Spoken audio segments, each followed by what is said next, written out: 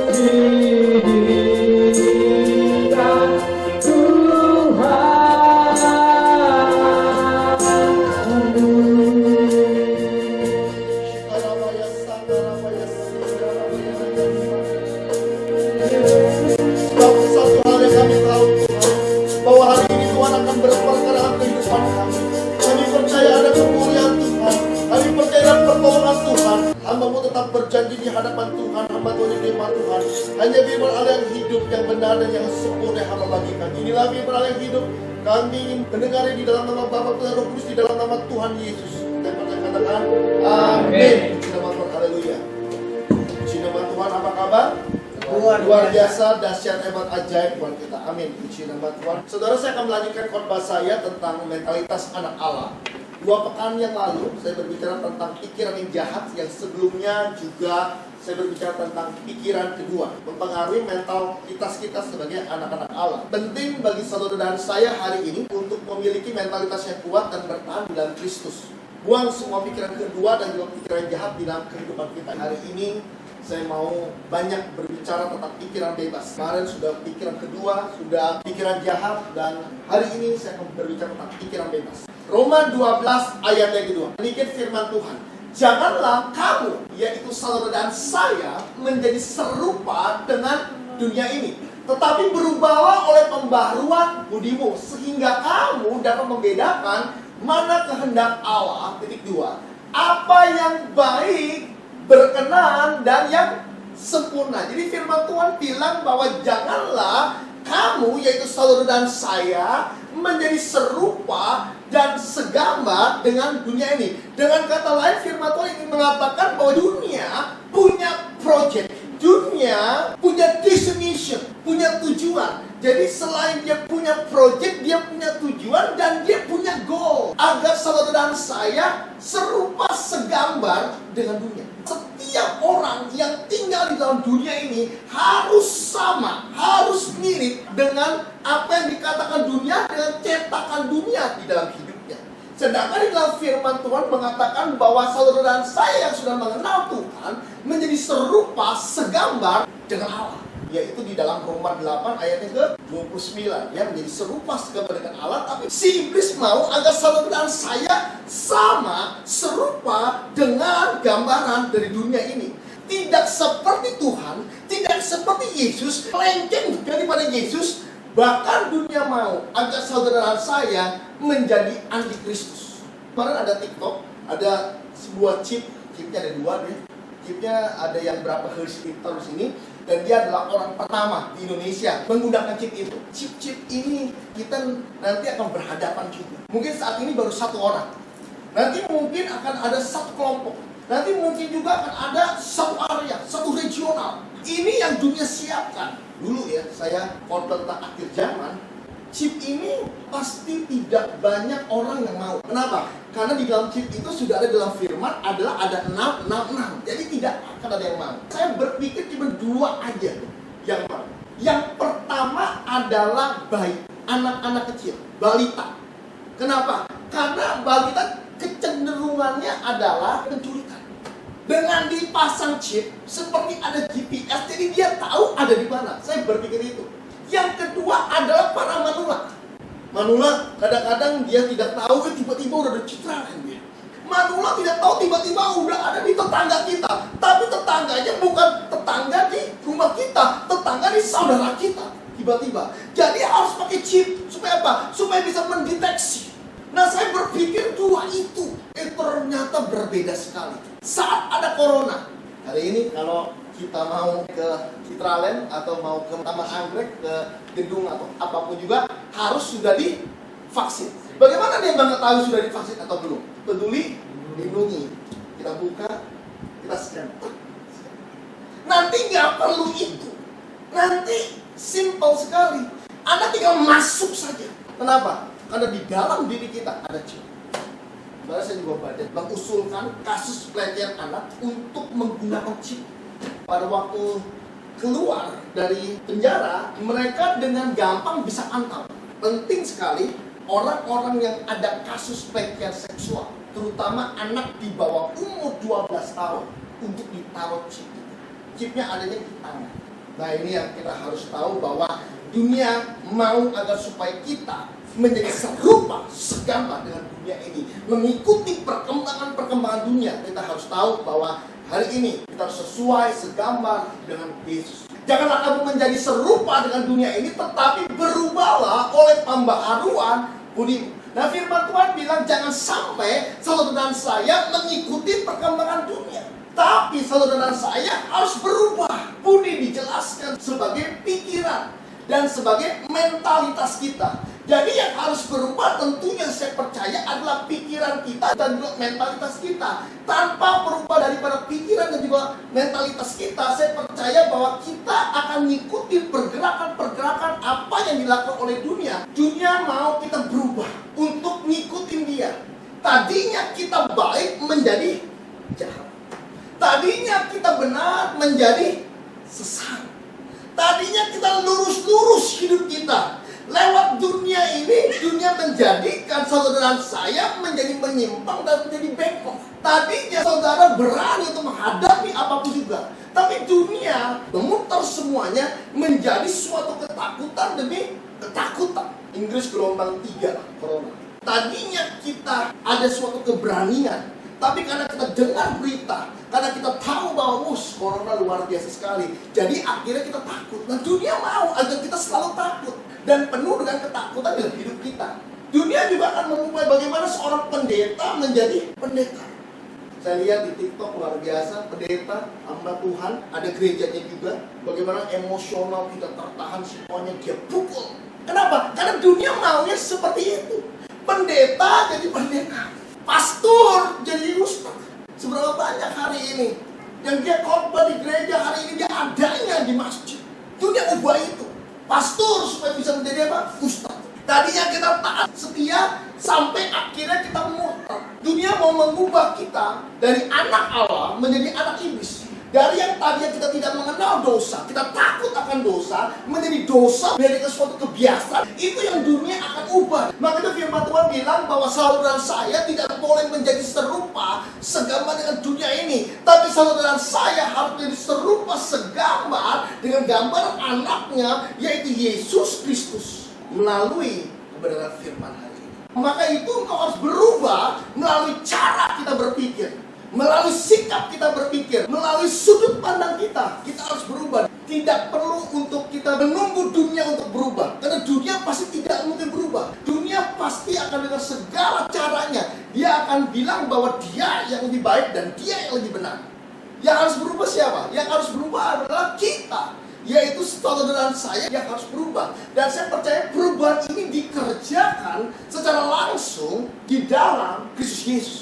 Perubahan ini dikerjakan secara langsung, secara direct oleh Roh Kudus, yaitu Holy Spirit. Kita tidak mungkin bisa berubah cara kita berpikir, cara kita memandang, mentalitas kita, kalau kita tidak dibantu oleh Roh Kudus. Jadi peran Roh Kudus ini sangat luar biasa, supaya kita tidak menjadi serupa dengan dunia ini, tetapi kita menjadi serupa segambar Kristus. Yesus 3 kali dicobai. Dunia mau supaya Yesus seperti dunia gambaran, supaya dari gambar Allah berubah menjadi gambar dunia. Perjalanan 3 pencobaan di padang gurun, saya terlalu yakin bahwa dunia mau agar Yesus seperti dia, agar Yesus itu menyangkali semuanya dan menjadi serupa segambar dengan dunia, bukan serupa segambar dengan Allah Bapa. Titus 3 ayat yang kelima. Demikian firman Tuhan. Pada waktu itu Dia telah menyelamatkan kita bukan karena perbuatan baik kita yang telah kita lakukan, tetapi karena rahmat-Nya oleh permandian kelahiran kembali dan oleh pembaharuan. Pembaruan apa, Pak? Pembaruan pikiran kita, pembaruan mental kita, pembaruan budi kita, pembaruan kehidupan kita yang dikerjakan oleh Roh Kudus. Berarti Roh Kudus yang bekerja dalam hidup saudara dan saya, yang membuat hari ini saudara dan saya tidak mengikuti dunia, tapi saudara dan saya serupa segambar dengan Tuhan. Yang dikerjakan oleh siapa? Roh Kudus. Jadi Roh Kudus berperan serta dalam hidup kita. Untuk apa? Mengubah kehidupan kita yang hari ini menjadi manusia, menjadi anak Allah, yang hari ini mau dijadikan seperti dunia, menjadi serupa segambar dengan gambaran anaknya, yaitu Yesus Kristus. Kita tidak mungkin bisa berubah tanpa pembaruan-pembaruan yang dikerjakan oleh Roh Kudus. Mustahil kita bisa seperti Yesus. Mustahil kita bisa punya kasih, bisa punya kesabaran, kelemah lembutan dalam hidup kita kalau semuanya tidak dikerjakan oleh Roh Kudus. Mustahil kita bisa berhasil menjadi orang yang baik, menjadi orang yang benar kalau tidak dikerjakan oleh Roh Kudus. Untuk bisa sampai ke dalam goalnya Tuhan, yaitu menjadi serupa segambar dengan Tuhan, dan juga memiliki pikiran Kristus dalam hidup kita. Pikiran bebas, berbeda dengan pikiran kedua atau pikiran jahat. Kalau pikiran jahat dan pikiran kedua bisa ada karena adanya suatu sebab akibat. Tetapi kalau pikiran bebas berbeda. Pikiran bebas itu bisa ada di awal dan bisa ada di akhir. Pikiran kedua yang kita lakukan akan menghasilkan pikiran yang jahat. Pikiran jahat yang kita lakukan adalah karena ada pikiran kedua. Tetapi pikiran bebas berbeda. Yang menentukan adalah pilihan kita. Hari ini banyak orang yang punya pikiran bebas. Sebelum ada kehendak bebas yang kita lakukan, kehendak itu pasti dipikirkan dulu dalam hidupnya kita. Nah, pikiran bebas inilah tidak pernah bisa dikontrol dan tidak pernah bisa diatur. Contohnya pada waktu zaman Adam dan Hawa, Tuhan berfirman sama Adam bahwa buah itu jangan diganggu, apalagi dimakan. Tapi dengan pikiran bebasnya, dengan kehendak bebasnya, yaitu free will dari Tuhan, manusia itu bilang, nggak apa-apa lah. Akhirnya memakan. Sebelum dia memakan, sebelum dia punya kehendak bebas itu, Adam mikir, Hawa juga mikir. Nah, pemikiran-pemikiran inilah disebut sebagai pikiran bebas, di mana dipengaruhi juga oleh si iblis. Iblis bilang, kamu tidak akan mati sekali-sekali. Bahkan kamu nanti akan seperti Allah. Tapi Allah bilang, kalau kamu makan, pasti kamu mati. Enggak, tidak akan mati. Nanti kita akan mati. Jadi berbeda sekali. Nah, disinilah kita mulai berpikir bahwa adanya pikiran-pikiran bebas di dalam kehidupan Adam dan Hawa. Pikiran bebas bisa ada karena suatu pilihan. Ulangan 30 ayat ke-19. Aku memanggil langit dan bumi menjadi saksi terhadap kamu pada hari ini. Kepadamu kuperhadapkan kehidupan dan kematian. Jadi Tuhan memperhadapkan kepada saudara dan saya hari ini suatu pilihan. Pilihannya ada di dalam tangan kita. Yang saya percaya bahwa pilihan inilah sebagai pikiran bebas dalam hidup kita. Kita bisa berpikir dengan bebas. Kita bisa menentukan dengan bebas. Kita bisa memilih dengan bebas. Aku memanggil langit dan bumi menjadi saksi terhadap kamu pada hari ini. Kepadamu kuperhadapkan kehidupan dan kematian, berkat dan kutuk. Jadi ada hidup dan ada mati, ada berkat dan ada kutuk. Saudara dan saya harus memilih. Baik itu kau memilih yang baik maupun memilih yang buruk. Saya percaya bahwa setiap pilihan kita, baik itu baik maupun buruk, ada sebab akibatnya. Ada akibatnya yang harus kita terima. Inilah kehidupan supaya engkau hidup, baik engkau maupun keturunanmu. Aku memperhadapkan berkat sama kutuk, hidup atau mati. Engkau harus memilih sesuatu yang benar, yaitu yang hidup, supaya engkau bisa hidup. Ternyata bukan hanya engkau hidup saja, tapi kalau engkau memilih suatu kehidupan, engkau hidup dan juga keturunanmu akan hidup juga. Tapi kalau dia memilih sesuatu yang salah, dia memilih sesuatu yang jelek, yang buruk dalam hidupnya dia, bukan hanya dia yang salah dan dia yang buruk, tetapi juga keturunannya akan melakukan hal yang sama. Tahu tidak, saudara? Kalau kita mau melihat bagaimana kehidupan orang tua saya, gampang sekali. Kehidupan seluruhnya. Mau ngeliat deh, papa saya marah atau enggak sih? Marahnya seperti apa? Mirip sama anaknya. Bahkan lebih parah. Seberapa saya emosional sih? Seberapa saya tidak setianya sih? Lihatnya siapa? Papa kita. Papa kita pun sama. Kalau dia mau lihat anak saya seperti apa sih? Lihat dirinya sendiri.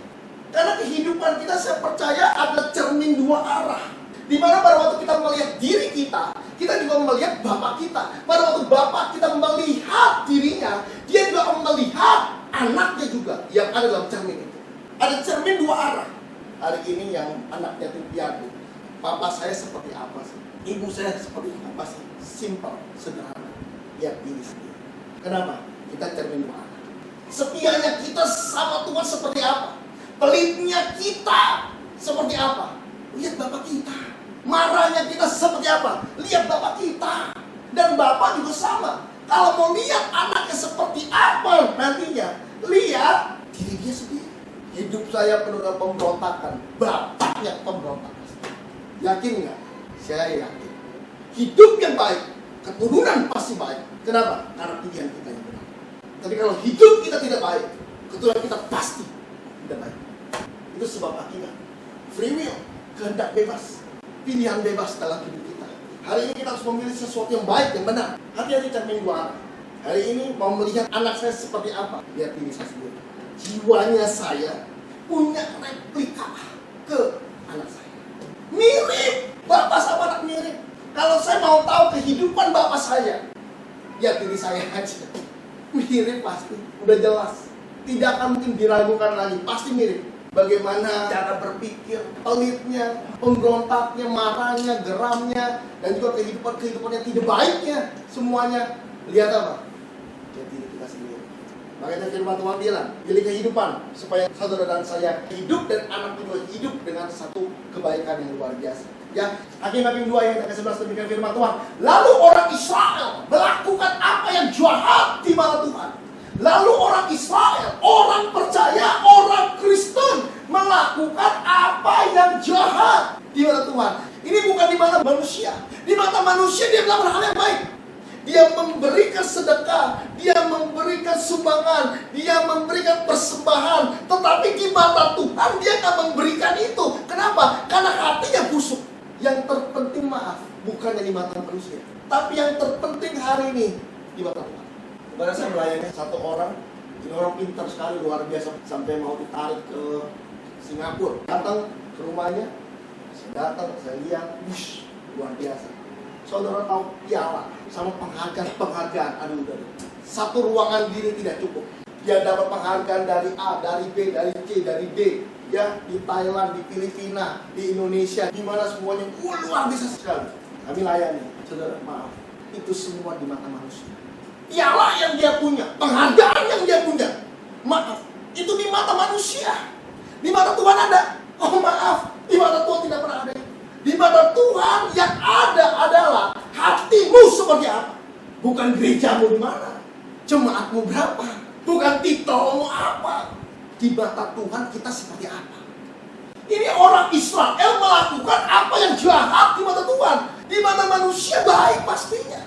Dan saya akan tunjukkan sama saudara, raja-raja Israel, raja-raja orang percaya. Raja itu udah paling tinggi, karena Israel adalah kerajaan. Satu hal, melakukan apa yang jahat. Apa yang jahatnya bukan di mata manusia, tapi di mata Tuhan. Hari ini saya khotbah di mata manusia, saya hebat luar biasa. Tuhan lihat, apa yang saya khotbahkan kebohongan semua. Di mata Tuhan suatu kejahatan. Saya bisa ngomong apapun juga, saya bisa bersaksi apapun juga. Tapi maaf, itu hanya di mata manusia. Manusia lihat saya hebat, saya luar biasa. Tapi di mata Tuhan maaf, no. Yang terpenting hari ini di mata Tuhan kita seperti apa, bukan di mata manusia. Di mata manusia kita bisa shalom, haleluya, puji Tuhan. Tapi maaf, di mata Tuhan kamu pakai topeng semua. Ini orang Israel melakukan apa yang jahat di mata Tuhan. Berarti kalau yang jahat di mata Tuhan, orang ini sebenarnya jahat, tapi orang lain melihatnya sebagai suatu kebaikan. Kenapa Pak? Karena banyak topeng. Pendeta banyak topeng, jemaat pun bertopeng. Iyalah, ya kan? Hari Sabtu sama Minggu menjadi malaikat surga. Senin sampai Jumat menjadi malaikat pencabut nyawa. Iya tidak? Seberapa banyak hari ini? Yang terpenting, yuk, harus baik di mata Tuhan. Bagaimana kita memunculkan kebaikan kita, dan Tuhan lihat kebaikan kita. Maka itu pada waktu memberikan persembahan, Tuhan bilang, tangan kanan sama tangan kiri kalau bisa ditirai. Kenapa? Supaya tangan ini jangan saling melihat. Apa yang kau berikan buat Tuhan, benar-benar itu dari hatimu, bukan karena apa yang dilihat sama orang. Maka itu kolektor itu menjebak. Jujur aja, seberapa kali kolektor di gereja-gereja, udah lama sih. Pada waktu saya duduk, kolektornya ada 1, 2, 3. Bingung saya juga. Kolektor pertama, kedua, pembangunan. Duit kita, maaf, tinggal 20.000 misalnya. Saya udah atur ini 3.000 lah, ya kan? 10.000 nanti mau untuk makan 60-an, 10.000 juga besar. Kolektor 2.000. Mengapa? Karena saya ke gerejanya hari Minggu bisa 5 kali, tapi nggak ikutin perasaan worship, khotbah doang. Catetin khotbah hamba-hamba Tuhan yang hebat-hebat. Pas kolektor, aduh, saya jujur aja, kita mau kasih 2.000 kagak enak. Pas orangnya kenal sama saya, jadi apa? Kasih 10.000. Habis itu kasih 10.000 lagi. Habis ada kolektor ketiga. Tiba-tiba muncullah ide kita, yaitu ide yang jahat. Aduh, sakit perut gua, mau ke belakang dulu saya. Itu luar biasa, maaf. Tidak berkenan di hadapan Tuhan. Lalu orang Israel melakukan apa yang jahat di mata Tuhan, dan mereka beribadah kepada para Baal. Mereka udah tahu firman bahwa tidak boleh beribadah kepada Baal. Mereka udah tahu kebenaran, tapi mereka malah beribadah kepada Allah yang lain. Jahat di mata Tuhan. Nabi Baal bilang, udah deh, nggak ada orang yang lebih hebat. Lu mah ciamik, lu hebat, luar biasa. Kenapa? Karena lu tahu, lu mengenal Allah, tapi juga lu gak fanatik sama Allah gua. Di mata Nabi Baal, orang Israel ini baik luar biasa. Ini maaf, di mata Tuhan jahat. Kitab Raja-Raja itu adalah menceritakan tentang seluruh kehidupan raja-raja, terutama adalah raja-raja Israel. Bagaimana mereka berperang, bagaimana mereka menyusun strategi, bagaimana mereka connect dengan Tuhan, bagaimana mereka juga tidak taat kepada Tuhan. Nah, ini seluruhnya tuh ada di dalam Raja-Raja. Nah, itu ada 1 Raja-Raja sama 2 Raja-Raja, ya.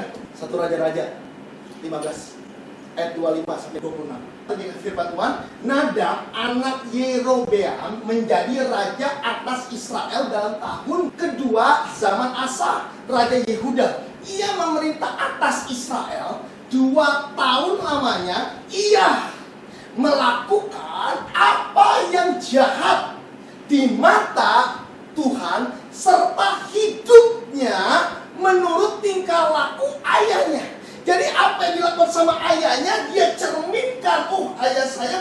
Tuhan seperti ini. Pada waktu dia jadi raja, dia harus menjadi raja yang sama dengan ayahnya yang dia lakukan, serta hidup menurut tingkah laku ayahnya dan menurut dosa ayahnya yang mengakibatkan orang Israel berdosa pula. Ini maaf nih, kalau secara leluhur, kalau secara keluarga, ini anak berbakti. Iya, serta hidupnya menurut ayahnya. Ini anak luar biasa ini. Apa yang ayahnya lakukan, dia mau turutin semuanya. Sampai dosa ayahnya pun dia duplikat. Ayah yang melakukan perzinahan, dia melakukan perzinahan juga. Ayah yang melakukan perselingkuhan, dia melakukan perselingkuhan juga. Ini diduplikat. Ini anak berbakti. Kalau ayahnya masih hidup, dia bilang, "Nak, kamu anak berbakti luar biasa. Sampai maaf tingkah laku ayah, dosa ayah, kamu ciplak semuanya." Tanda tangan ayahnya pun diciplak gitu. Maaf, di mata Tuhan jahat. Bukan hanya dia ngikutin ayahnya saja, tapi juga dia menerapkan apa yang ayahnya terapkan, sehingga orang Israel juga terpengaruh melakukan hal yang sama. Coba kita lihat 2 Raja-Raja 8 ayat 16 sampai 18. Ini firman Tuhan.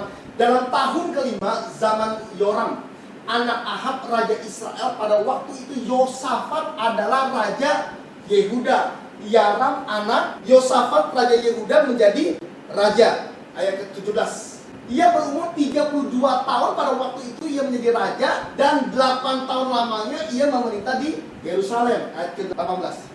Ia hidup menurut kelakuan raja-raja Israel. Apa yang dilakukan sama raja-raja Israel sebelum dia, dilakukan juga sama dia. Meskipun itu salah, yang baik, tidak baik, semua diikuti, dijiplak semuanya. Ia hidup menurut kelakuan raja-raja Israel seperti yang dilakukan oleh keluarga Ahab. Sebab yang menjadi istrinya adalah anak Ahab yang melakukan apa yang jahat di mata Tuhan. Jadi apa yang jahat di mata Tuhan, dia lakukan semuanya. Raja-raja Israel dulu melakukan apa, dia lakukan seluruhnya. Dan keluarga dari Ahab melakukan apapun juga dia lakukan, dia kopi semuanya. 1 Raja-Raja 14 ayat 22.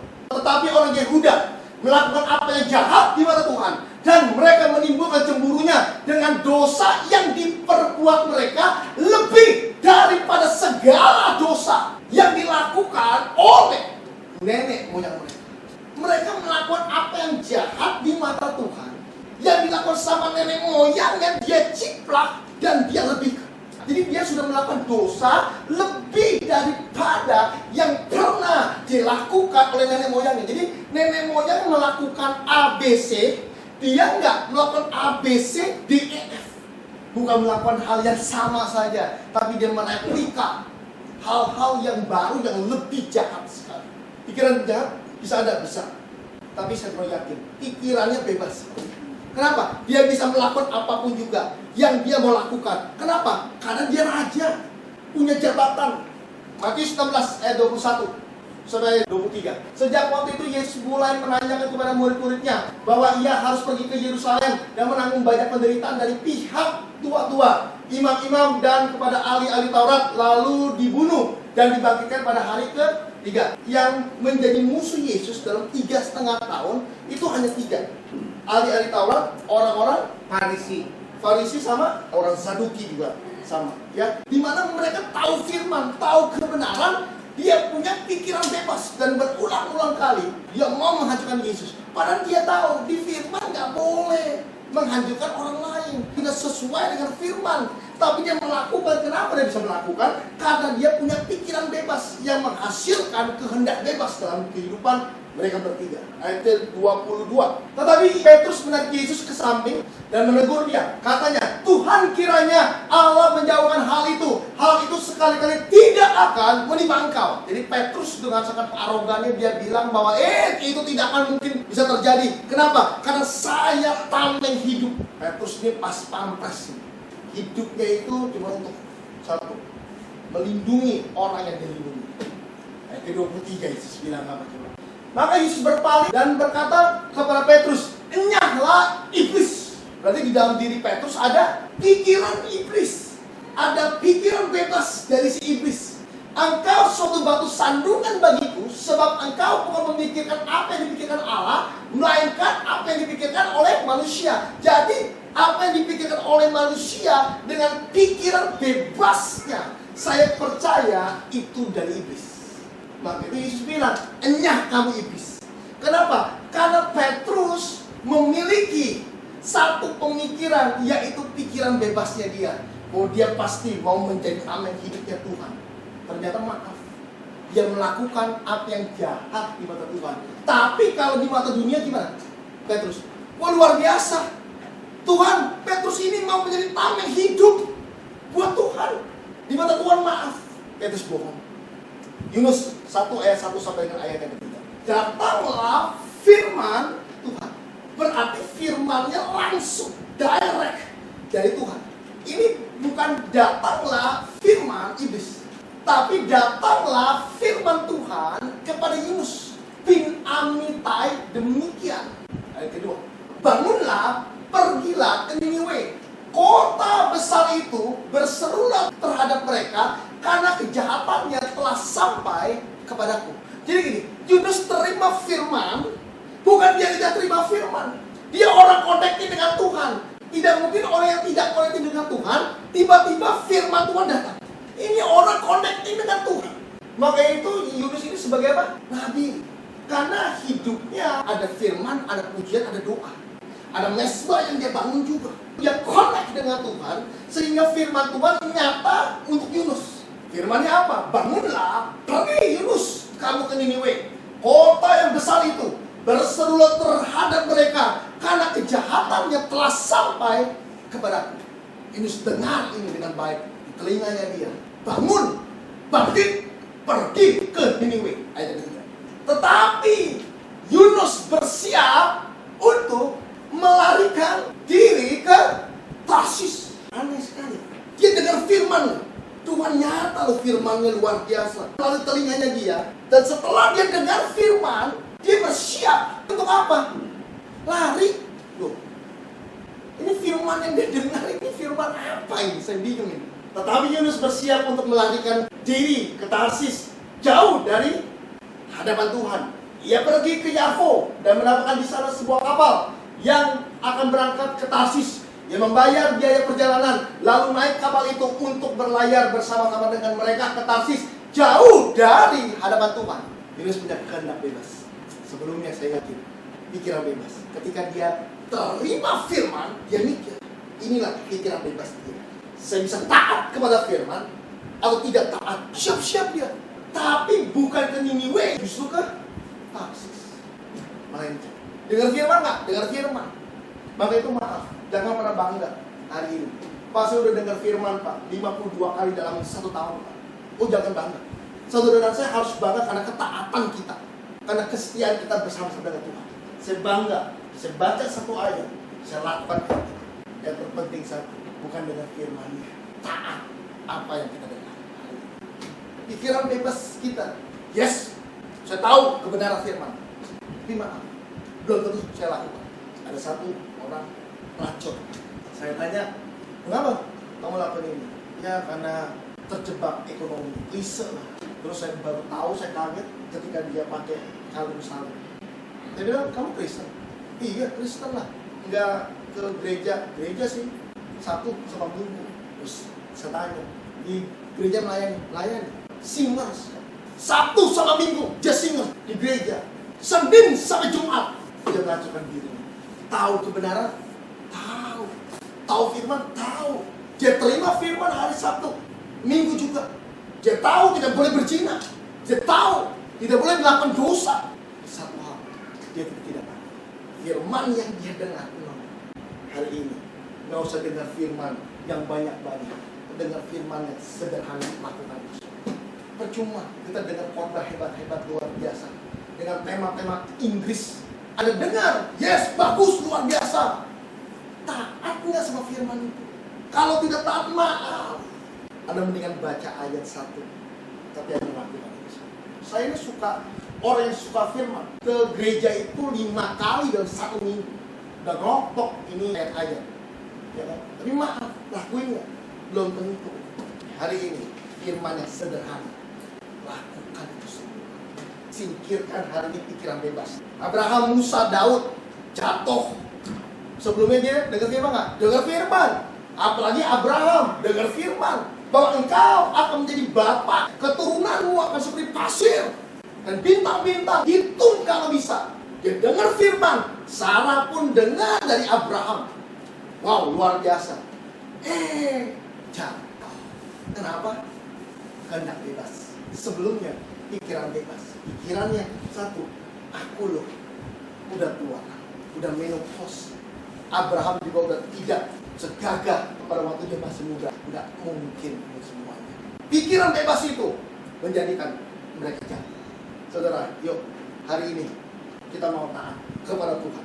Ya, ayat yang terakhir, Filipi 2 ayat 5. Hendaklah kamu dalam hidupmu bersama menaruh pikiran dan perasaan yang terdapat juga di dalam Kristus. Ayat yang ke-6, yang walaupun dalam rupa Allah tidak menganggap kesetaraan dengan Allah itu sebagai milik yang harus dipertahankan. Ayat yang ke-7, melainkan telah mengosongkan dirinya dan mengambil rupa seorang hamba dan menjadi sama dengan manusia. Ayat yang ke-8, dan dalam keadaan sebagai manusia ia telah merendahkan dirinya dan taat sampai mati, bahkan mati sampai kayu salib. Yang unik adalah dan dalam keadaan sebagai manusia ia telah merendahkan dirinya dan taat sampai mati. Dia dengar firman dan dia mau taat sampai mati. Ini penting dalam hidup kita. Pikiran bebas kita bisa dikalahkan dengan ketaatan di dalam kehidupan kita. Kalau kita taat kepada firman, saya percaya bahwa pikiran bebas seperti apapun juga, kita akan taat kepada firman. Yesus, dia taat sampai mati. Bahkan Alkitab jelaskan, bahkan sampai matinya di kayu salib. Hari ini kita bisa belajar, bisa punya titel, bisa menjadi hamba Tuhan, menjadi pendeta, melayani Tuhan, pengerja, apapun juga. Dengan firman juga yang hebat, yang luar biasa. Sudahkah kita taat? Hari ini yuk cross check. Tuhan, saya mau taat kepada Tuhan. Biar pikiran saya yang bebas ini, yang kehendak bebas saya mau gantungkan di atas kayu salib. Dan saya mau taat kepada Tuhan. Kita tidak mau menjadi serupa sama dengan dunia, tapi kita mau taat karena kebenaran dan karena firman. Tuhan Yesus memberkati. Amin. Merendahkan diri adalah hal yang baik, luar biasa, yang harus kita lakukan. Tapi ada hal yang lebih penting lagi. Taatlah kepada Dia. Takutlah akan Tuhan. Melakukan apa yang jahat di mata Tuhan karena tidak taat. Hari ini kita mau taat. Kita mau obey. Kita mau taat kepada Tuhan. Apa yang Tuhan bilang, kita mau lakukan. Apa yang Tuhan nyatakan dalam hidup kita, kita mau lakukan. Jangan seperti Yunus. Dia dengar firman, dia tidak taat. Dan Tuhan mau hari ini ketaatan dalam hidup kita. Tidak ada hari ini yang lebih hebat selain Dia. Dari tempat maha tinggi, Bapa kekal mulia, Kau hadir di sini, memulihkan hati, menyembuhkan yang terluka, bukan tenang bersamamu, Bapa. Mengalir kuasa dari tempat maha tinggi, Bapa kekal mulia, Kau hadir di sini, memulihkan hati, menyembuhkan yang terluka, bukan tenang bersamamu, Bapa. Mengalir kuasa dari tempat maha tinggi,